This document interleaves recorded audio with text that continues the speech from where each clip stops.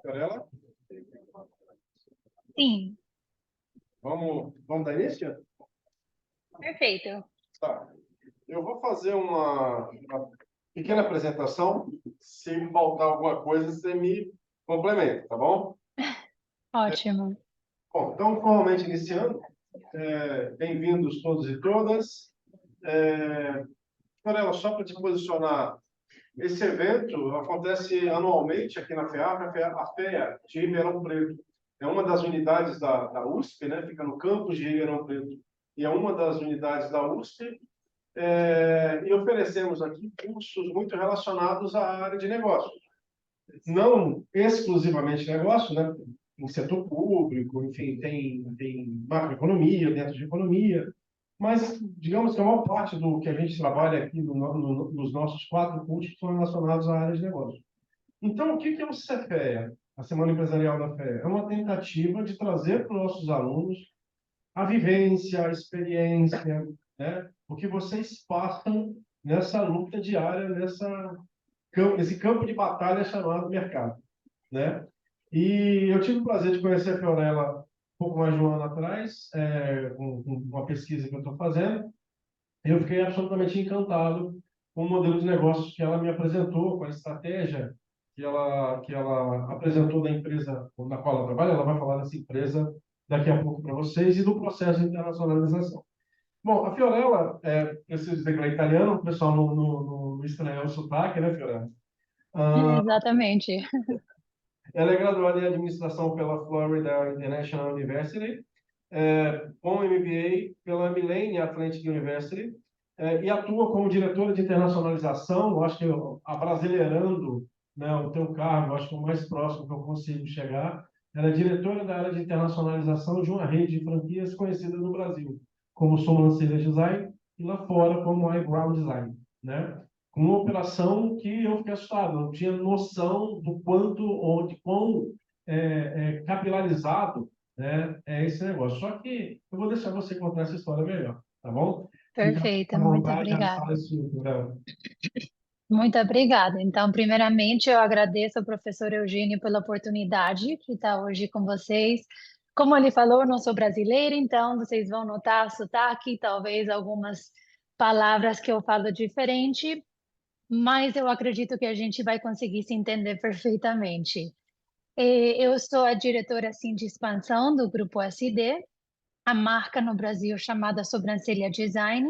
Atualmente a gente tem em torno de 300 unidades e a gente está atuando em 6 países fora do Brasil. Esses 6 países que a gente está, a maioria deles eu tenho trabalhado para a gente fazer com que a marca possa ser tão bem sucedida como no Brasil. Mas a gente tem achado alguns desafios bem grandes que hoje eu queria compartilhar com vocês um pouquinho mais disso. A marca da qual eu trabalho é uma marca de serviço e produtos. Então, a gente tem conseguido vivenciar pelas 2 áreas, seja pela área de produtos que pela área de serviços. Tem muitas marcas que só vende produto ou só faz serviço. Então, a gente tem achado muitos desafios e eu acredito que essa informação vai ser muito enriquecedora, porque vai abrir uma ideia que, por exemplo, muitas empresas brasileiras já passam dificuldade para sair do Brasil. O mercado brasileiro é gigante.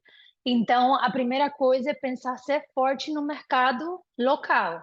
Mas lá fora tem um mundo cheio de oportunidades para poder crescer, para poder aumentar o faturamento da empresa. E pensando que tem alguns países como os Estados Unidos, onde eu estou basado, onde eu moro, que obviamente você consegue até talvez com menos lojas, mesmo que cabem muitas mais, mas com menos lojas fazer muito mais faturamento do que talvez você consegue localmente. Então, é uma coisa que eu sinto que as empresas brasileiras têm dificuldade de pensar, vamos para lá fora, mas também eu entendo que é porque tem os seus desafios, não é fácil. Precisa de muita, muita entrega e muitas coisas para poder ter aquela coragem de sair fora do Brasil. Mas quando você sai, a recompensa é muito grande. Então, vamos começar para a gente compartilhar um pouquinho mais. E vou apresentar aqui a minha tela.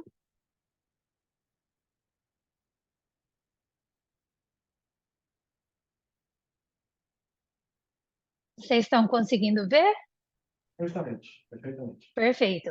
Então, como é o tema é sobre levar sua empresa para o exterior, e hoje vamos falar sobre 5 áreas que têm o maior desafio, eu sinto, para os brasileiros levarem a sua marca para o exterior.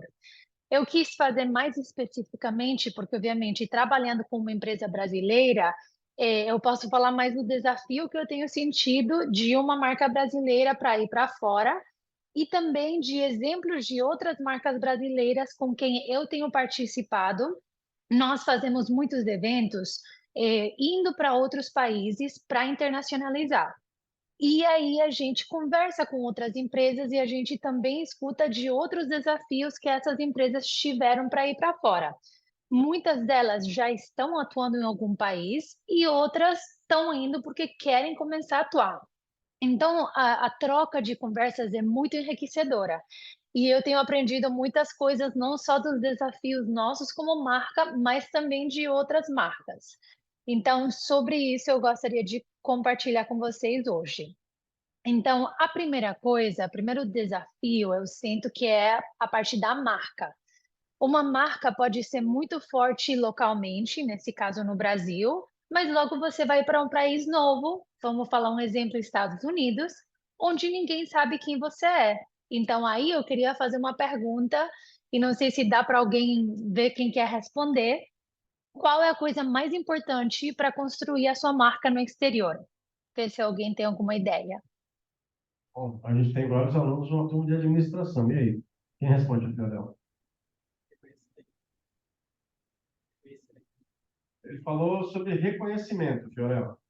Qual é o seu nome? Ok, Luiz. O Luiz falou, mencionou reconhecimento. perfeito. Mais alguém? Qual é o seu nome? O Gabriel está falando em relacionamento com o público-alvo. Perfeito. Ótimo. Então, as duas coisas são extremadamente importantes, mas elas, eu acredito, acabam indo para uma coisa que é o que vai ter tudo isso, e é onde você, como você posiciona a sua marca. Se a gente for falar de uma loja, onde que essa loja vai ir? A gente precisa ver qual é o nosso público, qual é a área, porque obviamente tem a parte econômica do poder econômico de cada área, o público-alvo, mas um exemplo que é tão para mim foi muito assim marcante é de uma marca que eu conheço, é os Unos, e essa marca colocou a segunda loja deles em uma rua aqui em Miami chamada Lincoln Road. Se alguém tem vindo para Miami, com certeza conhece Lincoln Road. E é uma rua super turística, onde está cheia de restaurantes e de lojas. E eles eram uma sorveteria, e eles colocaram em uma rua paralela a essa rua Lincoln Road. E eles tiveram que fechar depois de uns meses, porque mesmo estando super perto da área mais importante, não valeu a pena porque as pessoas não conseguiam ver porque não passavam fora dessa rua principal. Então eles falaram assim, nossa, era melhor a gente ter gastado mais dinheiro em um aluguel um pouco mais alto, mas que a gente tivesse uma visibilidade melhor. Então, o que é que eu quero dizer com isso? Quando você vai entrar em um país novo, você tem que considerar sobre entrar com uma loja que se chama em inglês flagship store, que seria a loja modelo, a loja vitrine. E quando você pensa nessa loja vitrine, pensar mais em, ok, talvez eu não vou conseguir faturar o que eu gostaria de faturar. É claro que a gente monta negócio para ganhar dinheiro, mas falar assim, tá bom, se eu não perder dinheiro, mas eu conseguir que essa loja seja uma vitrine, já tá ótimo. Porque eu preciso, além do meu público, fazer com que a marca apareça. Se eu vou estar em um lugar muito escondido, em uma área que talvez não é o público-alvo que eu estou precisando, eu vou ter dificuldade para fazer com que aquela marca fique conhecida naquele país. Então, outro exemplo disso é, por exemplo, quando nós fomos para Dubai, fizemos uma missão para Dubai para ir para ver de expandir para Dubai. E uma das coisas que mais deixou a gente impactado foi saber que em Dubai você não pode ir pensando que você vai montar uma loja para ganhar dinheiro. E isso aí é mais forte ainda do que aqui nos Estados Unidos. Eles falaram para a gente, vocês precisam entender que aqui é uma ideia de dinheiro, uma ideia que tem muito dinheiro, mas na verdade não está a principal quantidade de dinheiro do Meio Oriente, não é aqui. E aí eles falaram, o que acontece é que muitas marcas vêm para Dubai, montam uma loja incrível e essa loja acaba sendo uma vitrine para os outros países do Meio Oriente. Por quê? A gente ouviu essa história de uma mulher que ela veio para Dubai com um avião privado, jet privado, de Arábia Saudita, só para fazer shopping, só para se maquiar com uma maquiadora que ela amava e voltar para a Arábia Saudita no mesmo dia. Então, eles falaram assim, isso dá para entender que é uma vitrine. Então, você tem que ficar pensando, preciso estar em um lugar com muita visibilidade, porque até mesmo que eu não chegue a ganhar dinheiro, mas no futuro, pense em quantos países você pode entrar do Oriente Médio. Então, a sua oportunidade é muito maior. Então, posicionar sua marca corretamente no lugar correto, para mim, é uma das coisas mais importantes e que eu sinto que, às vezes, em geral, não só o brasileiro, as marcas brasileiras, mas eu vi muito isso com marcas brasileiras. Pensar, não, eu tenho que ir para fora, eu tenho que ganhar dinheiro e eu tenho que colocar em um lugar que o aluguel dê certo, porque, obviamente, quando você monta seu business plan, você vai colocar um aluguel que é o que você considera o aluguel perfeito para você ter aquela margem de lucro que você está querendo chegar. Mas, se é a primeira loja, você tem que pensar mais abertamente de posicionar sua marca primeiro e depois pensar em fazer o faturamento. Sempre considerando que eu não quero perder dinheiro. Mas se eu também colocar em um lugar que não é bom, que o meu público não é o público correto, eu vou terminar perdendo dinheiro de qualquer forma. A segunda coisa é precificação. Com a precificação, você precisa fazer muita pesquisa. Você tem que ver os seus concorrentes, você tem que entender a mentalidade, porque a gente percebeu que talvez em um país, por exemplo, nós estamos no México. O México vê muito os Estados Unidos. Então, na hora de eu escolher os meus preços para México, eu tive que fazer uma comparação com os Estados Unidos. Porque muito mexicano vem para Estados Unidos, vão ver o preço e diz: eu não vou comprar no México porque eu posso comprar nos Estados Unidos mais barato. Mas também a gente percebeu que a diferença entre México e Estados Unidos não é muito grande da precificação. Então, quando você colocar os preços, você tem que entender que não.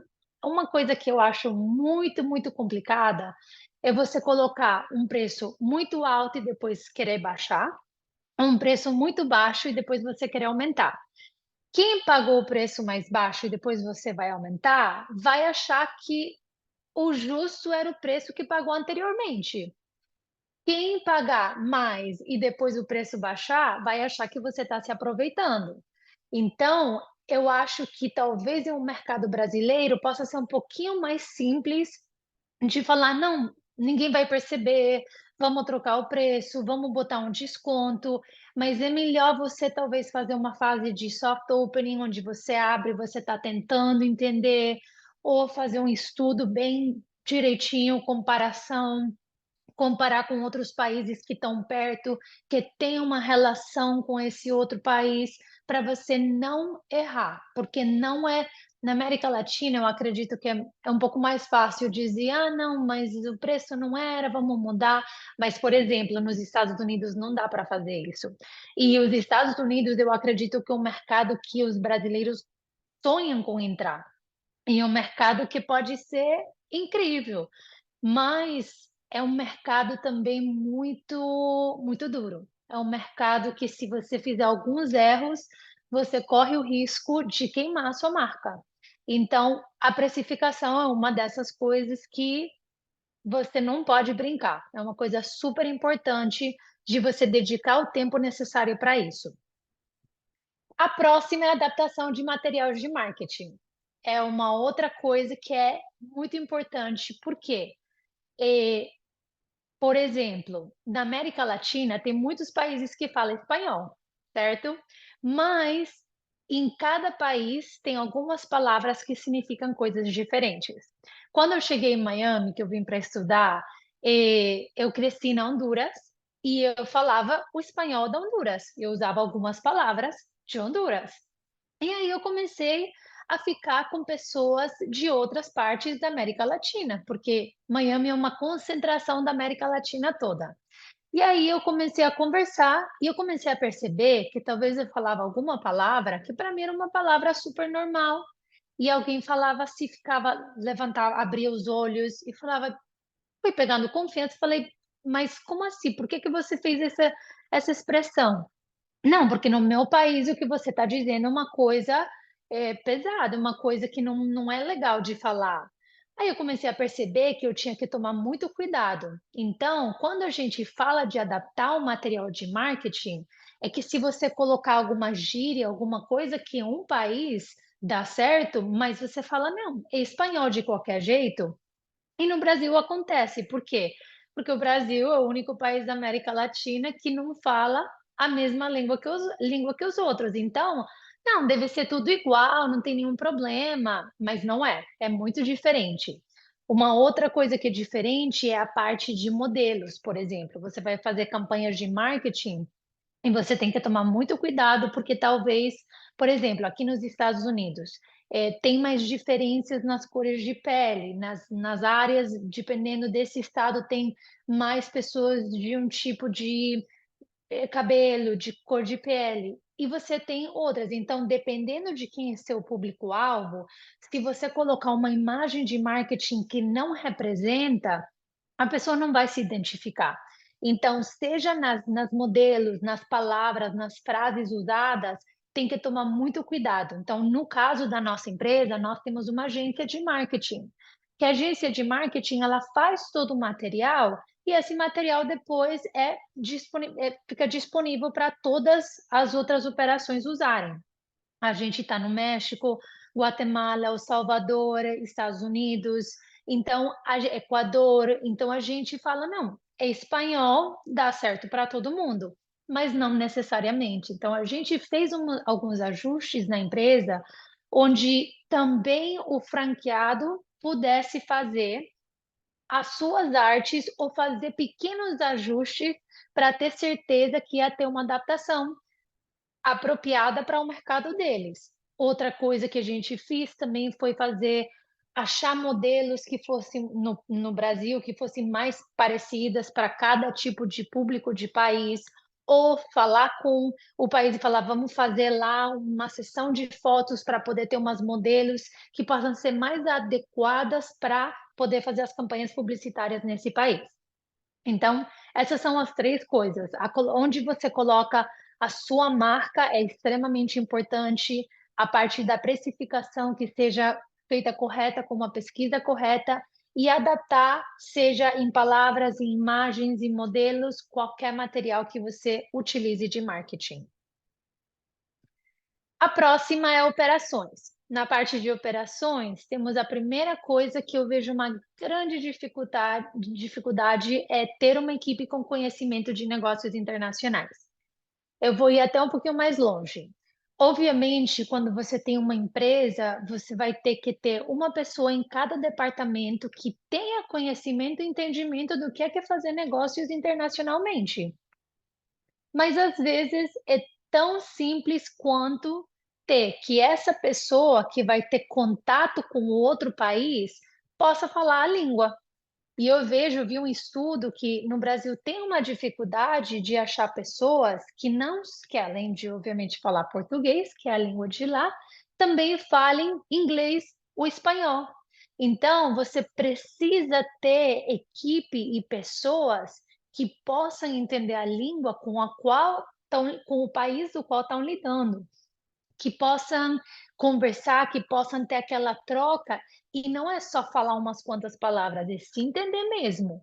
Além da parte de ter conhecimento de como é que você faz negócios internacionais. Por exemplo, se você está na parte de finanças, como é que você movimenta o dinheiro, tem algum cobro, tem alguma coisa, você precisa ter pessoas que entendam esse conhecimento.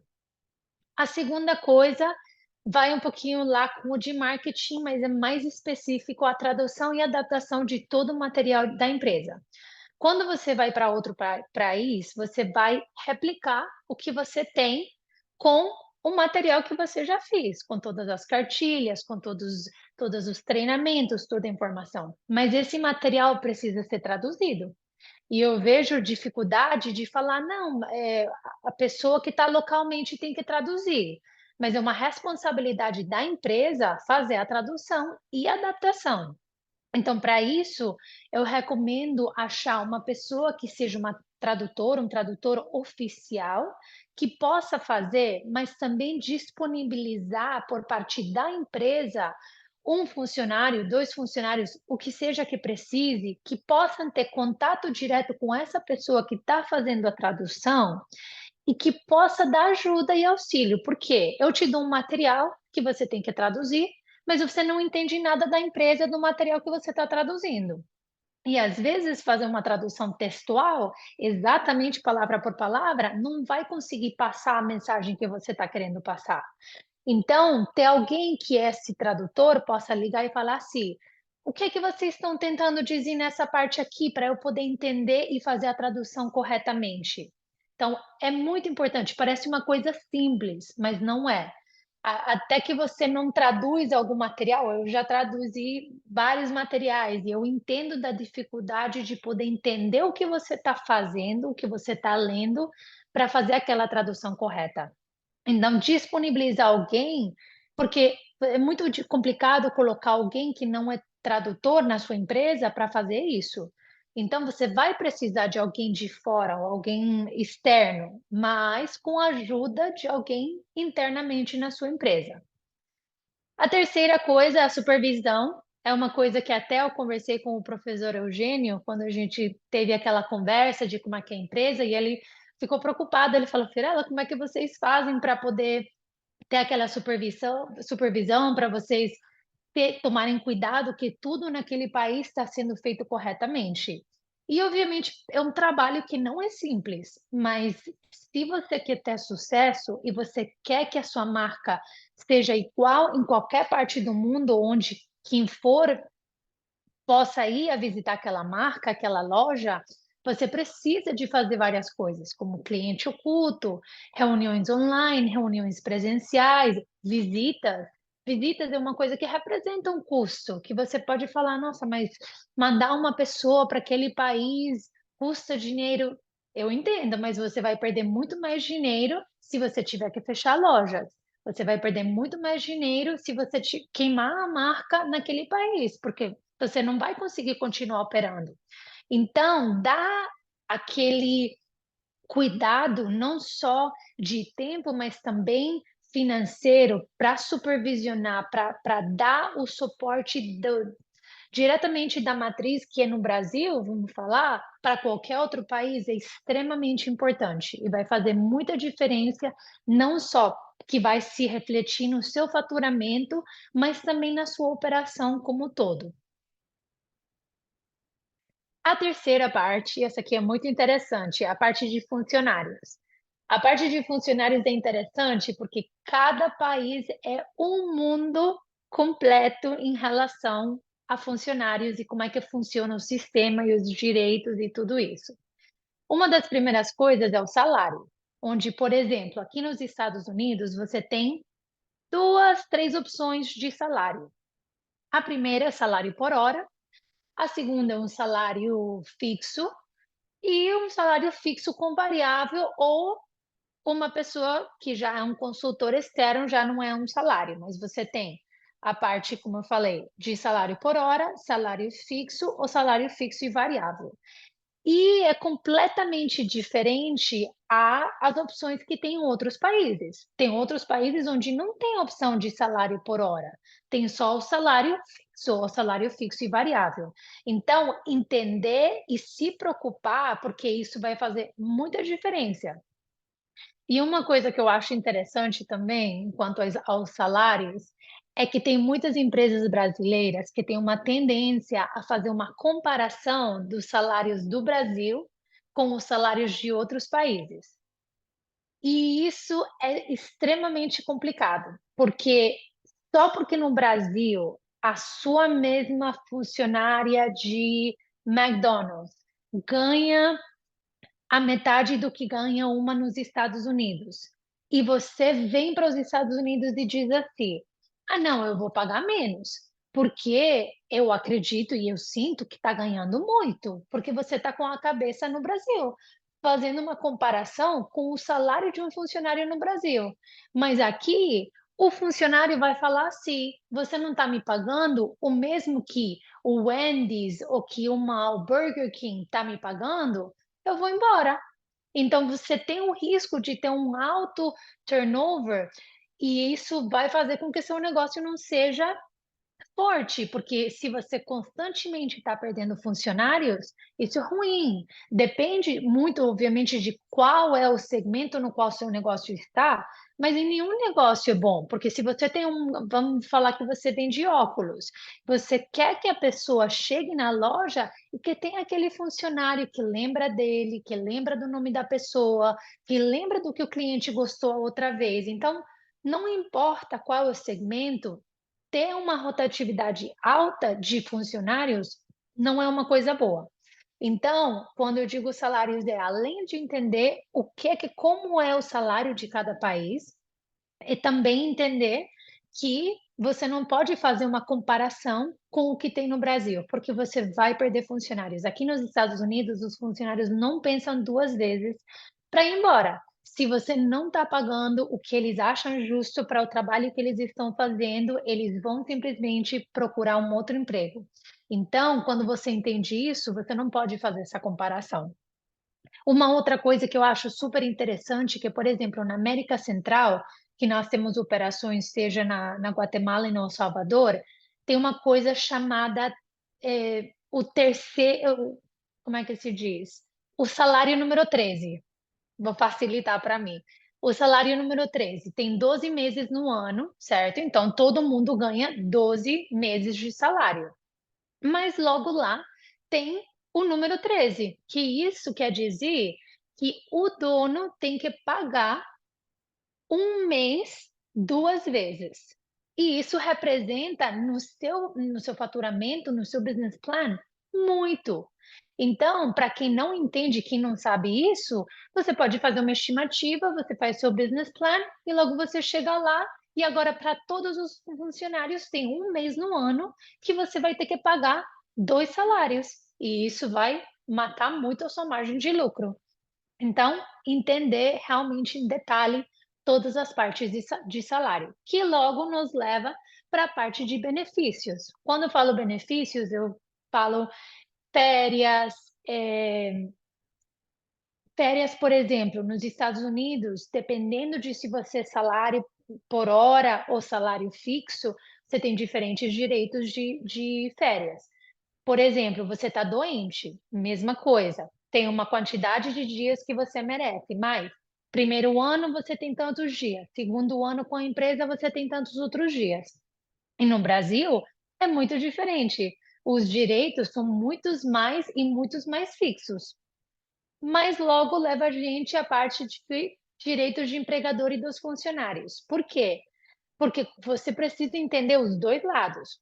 Por exemplo, nos Estados Unidos, se eu quero ir embora da empresa com qual eu trabalho, eu posso falar para eles hoje, muito obrigada por tudo, amanhã eu não volto mais.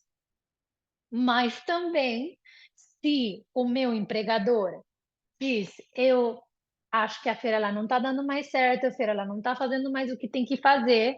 Hoje mesmo eu falo, Fiorella, amanhã você não precisa mais se apresentar, porque você não está fazendo um bom trabalho e até aqui chegou a nosso relacionamento de empregador e funcionário.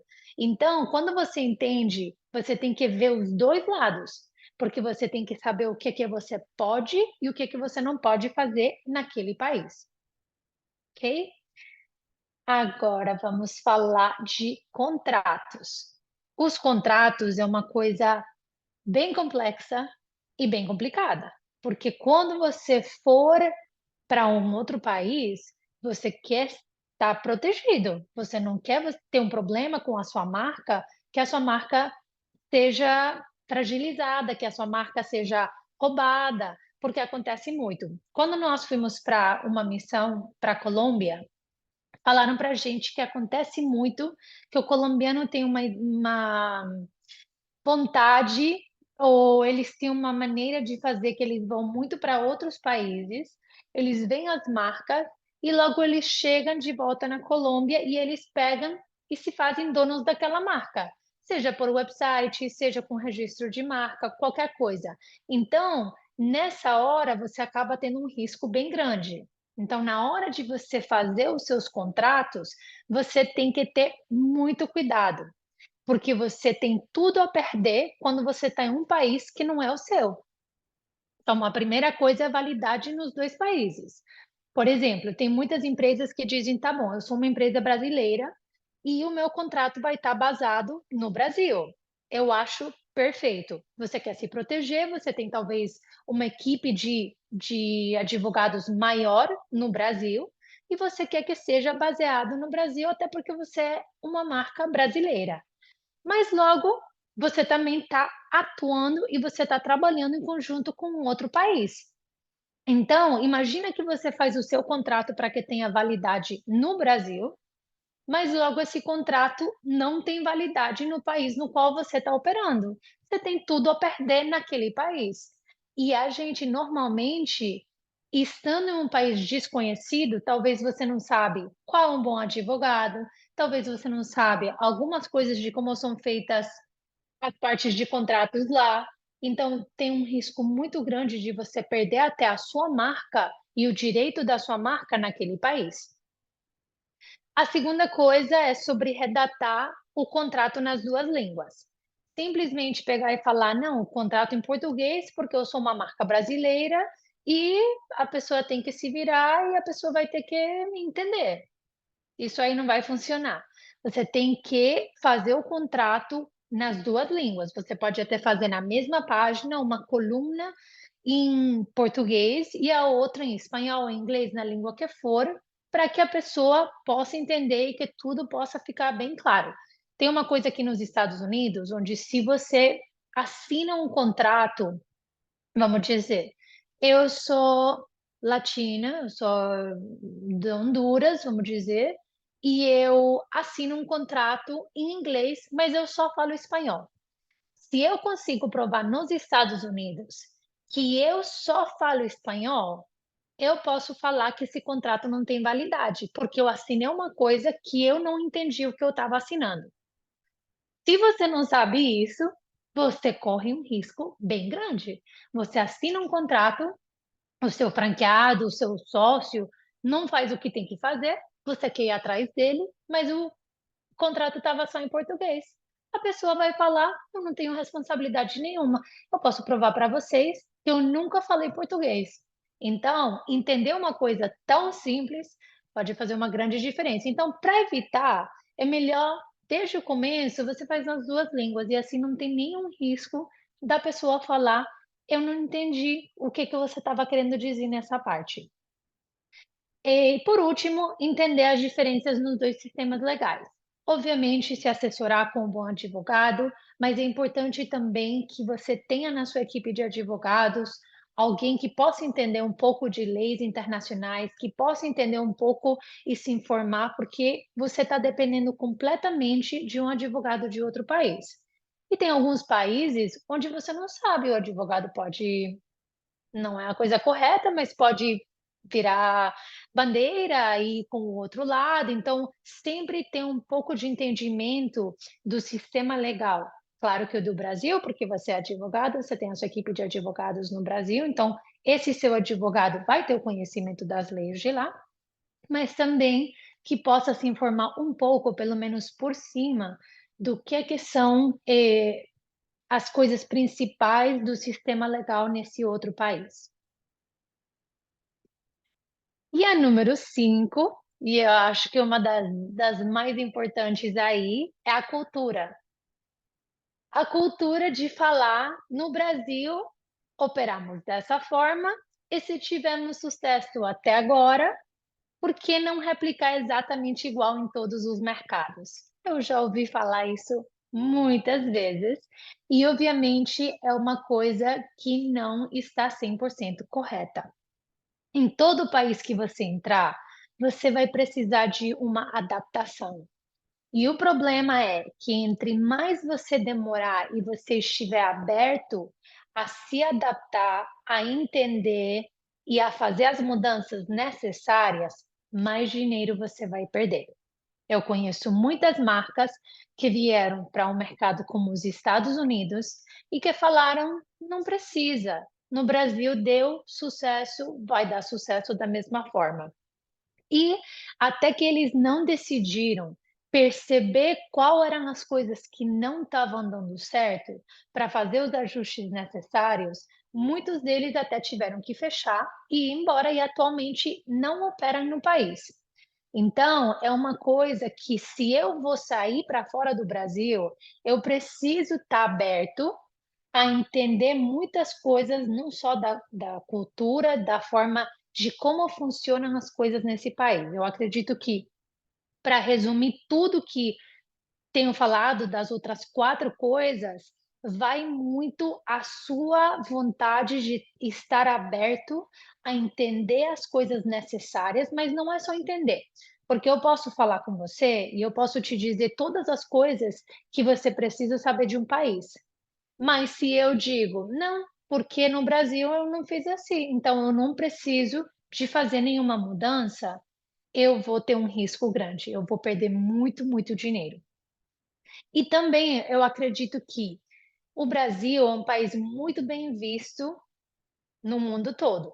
É muito bem visto, porque as pessoas são muito alegres, porque é uma cultura muito legal, por muitos motivos. Na parte de beleza, nem falar. Todo mundo sabe que qualquer coisa que vem do Brasil, que tem a ver com beleza, é de muita alta qualidade. Mas o problema é que só porque todo mundo gosta de mim, gosta do meu país, não significa que eu não preciso entender a outra cultura e a outra pessoa. Eu posso muito correr o risco de perder um negócio, de perder uma negociação, uma parceria, simplesmente por achar: "Ai, todo mundo gosta do Brasil, é super simples, vai dar certo fazer essa parceria e eu vou fazer do jeito que eu faço", quando talvez você pode ofender a outra cultura, quando você pode fazer alguma coisa errada e de passar de uma coisa tipo: "Nossa, que legal que são do Brasil, que a marca é brasileira", a passar a falar assim: "Não, aqui essa marca não dá certo porque a forma de eles fazerem ou atuarem não vai muito com como nós pensamos e como nós atuamos". Um outro exemplo que me deixou também muito, assim, pensativa e foi muito interessante para mim, foi quando nós fomos para a missão, a visita em Portugal. Todas essas missões, essas viagens são para a gente representar o Brasil e fazer com que as marcas brasileiras possam ir para outras partes do mundo e achar parceiros, sócios que queiram levar essas marcas. E aí, quando eu fui para Portugal, não sendo brasileira, eu tive um pouquinho de dificuldade de entender. E eu comecei a ouvir uma pessoa falando, a pessoa falava muito rápido e muito fechada, e eu olhei para um brasileiro que estava com a gente, eu falei assim: "Eu não entendi nada, você entendeu alguma coisa ou sou eu que eu estou perdida?". Aí a pessoa falou para mim: "Não, eu tampouco entendi". Brasileiro, nascido, crescido no Brasil, tudo. Aí eu falei: "Gente, mas eu achei que era muito mais tipo assim, que era basicamente igual, que dava para entender tudo". E eu acredito que eu fiz o comentário com uma pessoa, eu falei: "Ai, tem algumas coisas que eu não consigo entender, porque vocês falam muito rápido e algumas coisas muito fechadas". E aí a pessoa falou: é muito engraçado, porque a coisa que nós portugueses achamos mais dificuldade com os brasileiros é que eles acham que aqui é tudo igual, acham que a língua é exatamente a mesma coisa, acham que a cultura é exatamente a mesma coisa e acham que a mesma forma como eles atuam, operam, vivem no Brasil, eles podem fazer em Portugal. E como vocês sabem, tem muito brasileiro que tem ido morar para Portugal. Então, assim, a pessoa está falando não por uma ou duas pessoas, está falando porque tem conhecimento, tem compartilhado, tem vivenciado com outros brasileiros. Então, eu achei muito interessante porque eu falei, nossa, realmente precisamos, mesmo sem eu ser brasileira, mas às vezes eu me sinto, precisamos tomar cuidado, porque você pode estragar uma coisa muito boa, você pode estragar que dê muito certo, por você talvez não parar um pouco e dizer, talvez tem algumas diferenças aqui que eu preciso tomar cuidado, eu preciso entender antes de falar, não vai dar certo. Por exemplo, agora acabei de me lembrar uma outra coisa que eu tenho ouvido muito. Não, porque nós no Brasil falamos portunhol, dá certo, a gente se entende. E é muito engraçado o portunhol, eu acho legal, maravilhoso, mas eu já ouvi pessoa falar assim, tá bom, eu acho legal seu portunhol, mas falando pessoa que fala espanhol, né? Portunhol, espanhol, dá para entender muita coisa, e a pessoa pega assim e fala, eu não entendi nada do que você acabou de falar. Como é que a gente vai se entender? Então, temos que dar aquela atenção que precisa na hora de ir fora do país, a entender que tem coisas que dá para fazer, tem coisas que dá para resolver, mas você está indo fora do país, e eu digo isso, eu posso dizer com muito cuidado e com muito prazer. Quando a gente vai para fora do Brasil, vocês, eu, estamos representando o Brasil. Eu digo eu porque na hora que eu trabalho com uma empresa brasileira, eu vou para fora a representar o Brasil. Então a gente tem que pensar, ir para fora é uma coisa maravilhosa. Tem um mundo cheio de oportunidades, mas eu preciso fazer as coisas bem feitas e eu preciso tomar os cuidados necessários, porque no final, claro que a pessoa diz: ah, não, porque aquela marca é tal, mas também vai aquilo, é uma marca brasileira. Então, eu acho que tem tem assim um mundo, por quê? São muito poucas as empresas que saíram fora do Brasil. Então, quando a gente quiser sair, tem que sair.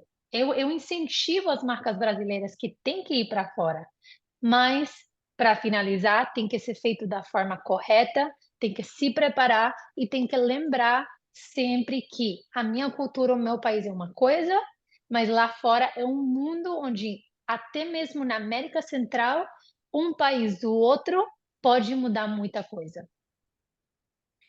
E queria saber se tem algumas perguntas e agradecer o tempo de vocês para ter ouvido e participado em conjunto. Imagina, quem agradece aqui somos nós. E aí, turma, perguntas para a Fiorella? Luiz, peraí, deixa eu levar. Eu estou usando o microfone, Fiorella, porque está sendo gravado para que pessoas possam Perfeito. ter essas conversas no futuro. Oi, Fiorella. Primeiramente, muito obrigado pela palestra, foi muito enriquecedor. Eu queria que você voltasse um pouquinho e explorasse. Você falou que a grande dificuldade para ser uma marca internacionalmente é esse posicionamento para aumentar o reconhecimento, né, dessa marca que é nova, que está chegando nesse novo mercado. Queria que, se você puder falar um pouquinho dessa transição do grupo Sobrancelha Design para esse mercado internacional, que até mudou o nome, como foi essa construção, como foi essa escolha do canal, como que se recriou, né, essa comunicação do grupo, esse start mesmo no mercado internacional, como que ele foi feito, se você puder falar, obviamente. Com certeza. Muito obrigada, Luiz.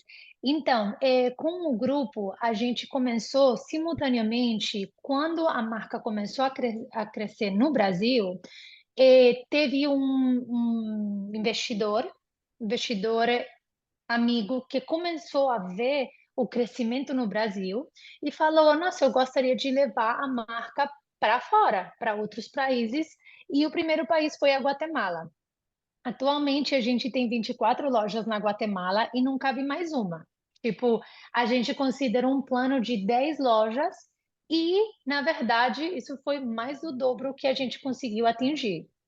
Mas, quando a gente começou, como era uma marca ainda nova no Brasil, a gente foi bem conservador. A gente, que eu digo, nós fomos com esse parceiro, ele virou sócio da marca e ele virou representante, no caso aqui é franquia.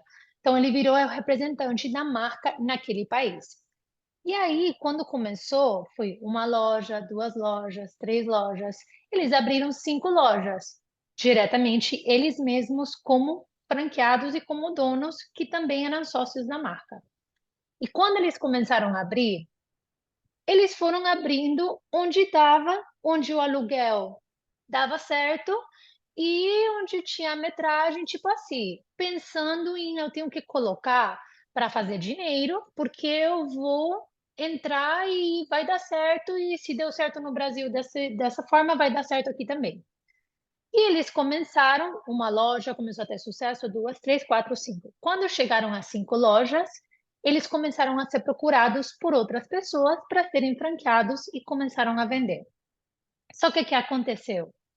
Quando começaram a vender para outros franqueados, depois que passou um tempo, que a marca começou a ficar mais forte, eles começaram, eu digo, talvez da 10ª loja para lá, eles começaram a ser um pouquinho mais seletivo do ponto, do shopping, do franqueado, de muitas coisas.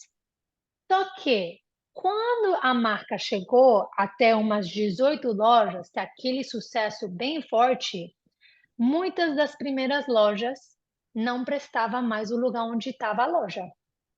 Não prestava pelo poder econômico, não prestava porque era muito pequeno e não cabia mais, não dava para crescer mais. Tinha vários fatores que não estava dando mais. Então, o que aconteceu? Todas aquelas lojas que começaram, as primeiras 5, vamos dizer, tiveram que ser fechadas e reabertas em um shopping melhor. Claro que qual é a diferença? Já você tem um nome. Na Guatemala, todo mundo quer fazer parceria com a gente. Tipo, você escolhe com quem você faz parceria. O shopping te procura, te dá tudo que você quer para você abrir naquele lugar. Mas no começo não era assim. No começo a gente não podia negociar o preço, a gente não tinha o acesso para poder nem talvez entrar naquele shopping. E agora tem um shopping na Guatemala que temos 2 lojas em um mesmo shopping. Só as marcas muito grandes conseguem ter isso. Mas qual é a diferença? Que no caso nosso, a marca foi crescendo no Brasil simultaneamente que na Guatemala.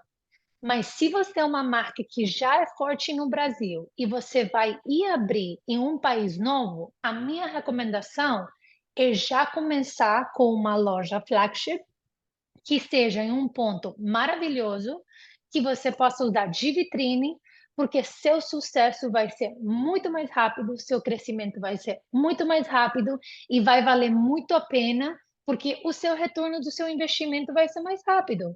Então, deu certo para a gente? Deu. Se você é uma marca pequena que está crescendo no Brasil, que vê uma oportunidade para outro país, eu tomaria? Tomaria. Mas pensando se eu posso fazer o maior esforço possível para conseguir colocar no melhor ponto. O que é que eu quero dizer? Se seu aluguel é de US$ 3.000, esse é o que você está colocando no seu business plan. Mas falar assim, nossa, na minha primeira loja eu tenho que aumentar para uns US$ 5.000. Fazer um esforço de forma que eu possa tentar, mesmo que talvez US$ 5.000 não consiga me fazer entrar no melhor shopping de Miami, mas eu já, por aumentar US$ 2.000, eu já estou aumentando de estar de uma área para uma área completamente diferente. Então, pensar como eu posso fazer para tentar estar na melhor posição na primeira loja, porque daí vai tudo ter um impacto no resto do meu crescimento, do meu faturamento e não só para esse país. Na Guatemala, a gente foi para El Salvador por causa da Guatemala. A gente está por entrar em outros países, a gente já entrou agora em Panamá por Guatemala. Então, você vê que não só no mesmo país, mas em outros países que um está perto do outro, o crescimento foi tão grande por causa do sucesso de um. E uma coisa super importante para vocês saberem é que nos Estados Unidos, a parte de funcionários das leis, eu não entrei muito em detalhe porque cada estado tem leis diferentes. Então, quando eu penso nos Estados Unidos, eu considero cada estado como um país. Só que, se eu tenho sucesso em Miami, na Flórida, Orlando, vai vir e vem muita pessoa do norte, de Nova York, que já pediu para levar a marca para lá. Então, é a mesma coisa com os países que você tem ao redor. Então, esse posicionamento de marca vai estar atrelado muito ao sucesso que você vai ter no futuro e talvez não só o sucesso, quão rápido vai ser esse sucesso. Não sei se eu respondi a sua pergunta. Sim, perfeito. Aí. Qual é o seu nome? A Luísa vai te perguntar agora. Oi, tudo bem? Eu queria saber em que momento que você decidiu que você queria entrar nessa área de internacionalização. Se foi, tipo, no meio da faculdade ou se você foi descobrindo ao longo do tempo que você entrou no mercado de trabalho, como que foi essa passagem, essa decisão? Perfeito. Obrigada pela pergunta. Eu sou italiana, como o professor falou. Eu cresci na Honduras, que é na América Central. Na Honduras você fala espanhol, ia para uma escola americana que falava inglês, e em casa falava italiano, e o irmão da minha mãe casou com uma brasileira. Então, meus primos falavam português. Então, desde criança, eu comecei com 3 línguas e ouvindo o português que estava aí, que foi um dos motivos pelos quais eu comecei a aprender o português. Logo, eu fui para a faculdade nos Estados Unidos, eu vim aqui para Miami e eu falei, eu quero fazer negócios, eu estou decidida, era o que eu queria, mas aí eu comecei a ver que eu tinha uma facilidade e eu gostava muito as línguas, eu gostava muito de viajar, porque crescendo na Honduras, tendo família na Itália, eu ia muito para lá, então sempre teve muito de viagem, então eu comecei a perceber que essa conexão entre as línguas, entre viajar nos países e entre o fato que eu gostava de business, era o caminho perfeito. Então eu falei, tá, eu posso fazer business e eu vou entender. Mas se eu fizer business internacional, eu posso também fazer business local, porque no final a essência é praticamente a mesma. Só que fazendo os estudos de business internacional, eu vou aprender mais algumas outras coisas que eu preciso ter se eu quiser ir para fora, trabalhar com uma empresa que faça isso. E aí foi a minha decisão. Então, se você está na dúvida, lembre-se que no final a base do business vai ser igual nas duas. Então, você poderia dizer: eu vou fazer business internacional e depois, se eu não acabar atuando na área especificamente de internacionalização, eu vou atuar na área de business normal, fazendo praticamente a mesma coisa, mas localmente. Mais dúvidas, pessoal? Claro. O Luiz está monopolizando aqui. Sem problema. Agora eu queria perguntar sobre as operações. Sobrancelhas, igual você falou, tem uma manifestação cultural no corpo da pessoa. E se você está realizando essas operações em diferentes países, vão ter manifestações diferentes também no serviço. Eu queria perguntar se existem alguma adaptação ou parametrização dos serviços que são feitos para a localidade de cada unidade. Se tem alguma diferença até no treinamento de funcionários, esse tipo de coisa. Perfeito. Então, não tem muita diferença porque o nosso serviço é de tratamento e recuperação de sobrancelha, mas tem algumas pequenas adaptações. Por exemplo, a gente, e no treinamento, é mais generalizado. O treinamento é feito na nossa sede no Brasil, em Fortaleza. Todo mundo da parte internacional tem que ir. Uma diferença. Quando você está sendo treinada para uma loja no Brasil, você vai para o centro de treinamento por uma semana. Aí você fica, dorme lá, tem tudo, comida. Quando você está indo para a parte internacional, você fica 2.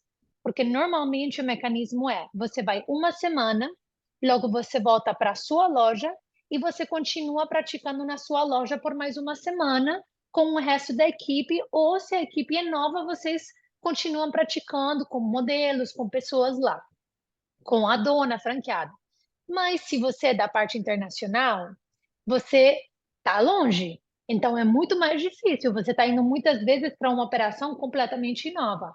Então você fica mais uma semana e a gente leva você para uma loja da franqueadora, a loja mais movimentada, para você entender a pressão e o ritmo de uma loja movimentada e você poder aprender assim quando você chega para a sua loja, que é muito mais devagar, você está mais tranquila.